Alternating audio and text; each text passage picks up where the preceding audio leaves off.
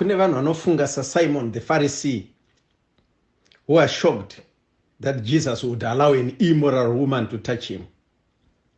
If only this man were a prophet, he would have known what kind of woman is touching him. Havadi kuona vana Mary Magdalene vachisvika pana Ishe hunzi vane huze. It didn't doom to Simon the Pharisee that a person like Mary Magdalene, who had been given more and he has a bigger debt, may love Jesus the most, until he suggests us that scenario. Munhu akabveyo akasunungurwa naShe kubva muzvivi anonyatsa kunzwisisa kukosha kwaMwari.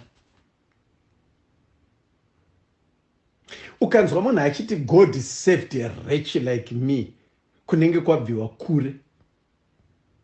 Munhu akasunungurwa naShe anonzwisisa nyasha dzaakawidzirwa. Akatosiyana nemunhu anonamata Mwari achizviti handina kumbobvira ndakatadza muhori. Munhu aive muzvivi haana nguva yekuita judge vanhu, because iye akabveyo anonzwisisa what it means to be condemned.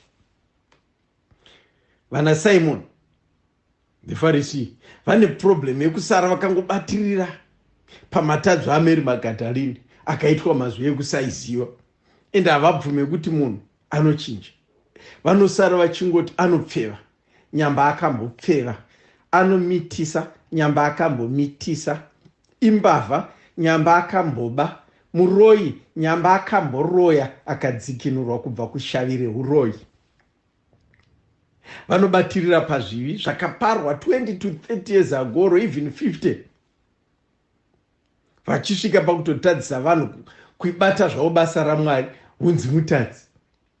Akambobira Petros, and yeti vanyakubirwa navanyakuba vakatosogadzirisana kare, vese vakazvikanganwa izvo kana matenga akakanganwa, asi asina chaakaitirwa ndiye unobatirira nekusingaperi.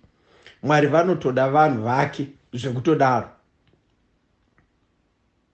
to the extent that even zvivi zvako zvatsvuka seropa unongomunzwa achiti, uyai, let us reason together.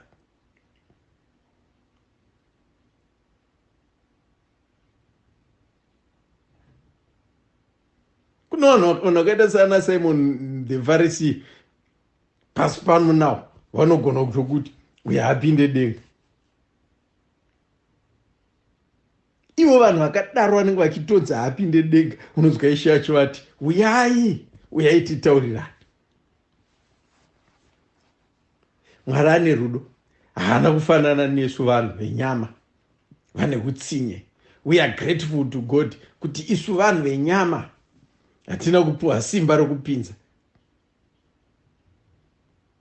kana kurambidza vanhu kupinda denga.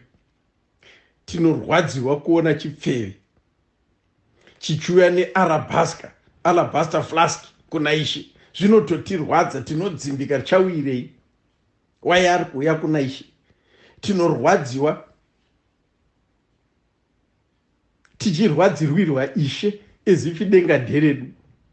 Dai waiziva the kind of woman who is touching you. Simon the Pharisee haadi kuona zvipfeve, haadi kuona mbavha, haadi kuona munhu akambomitiswa, because he sees himself as holy, because I follow the law.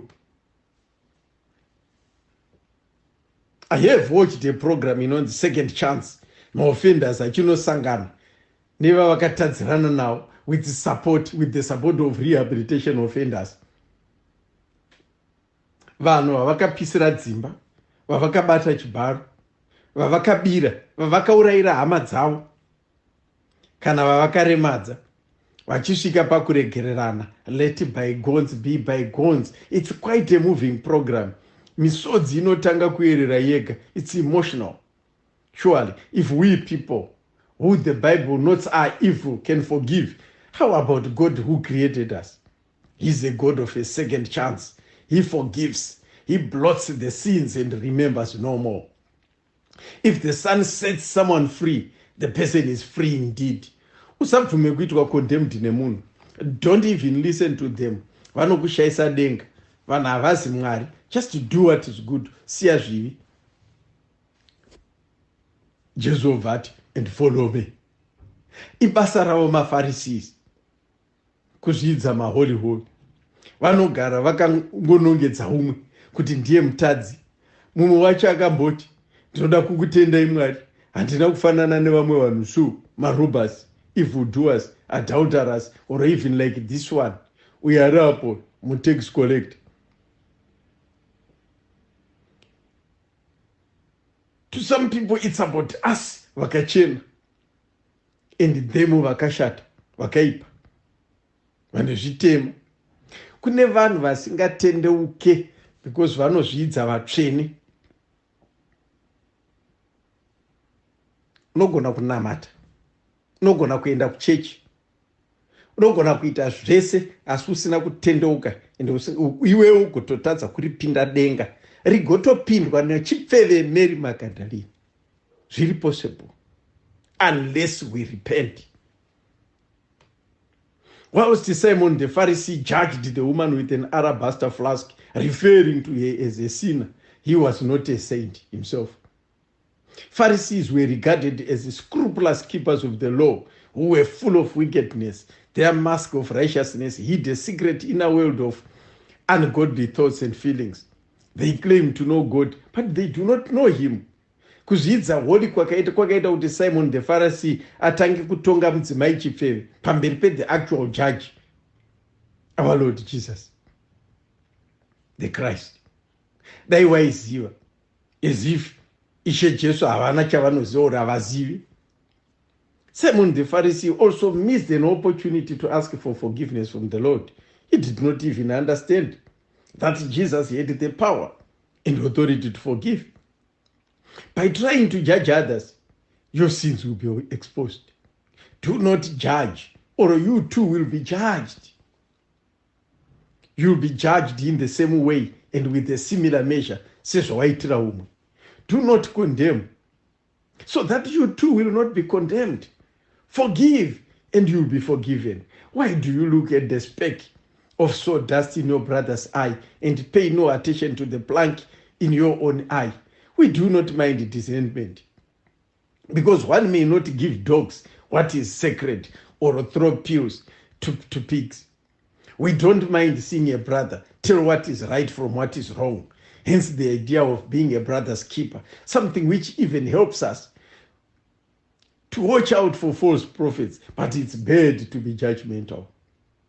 Muchikamu chinotevera tichitaura mutsauko uri pakati pekuita judge judgmental. People need to be objective and eternal. They should avoid subjectivity, because superficial judgment is wrong. Hatifaniri kungotaura zvatinofunga. We should avoid jumping into conclusions before investigating facts. Dzimwe nguva zvinorwadza kuona kuti kune vakatadza vakabvuma mhosva dzavo vakaregererana nevakatadzirana navo, but ivo maFarisi vana Simon the Pharisee vanoramba vakangovasunga.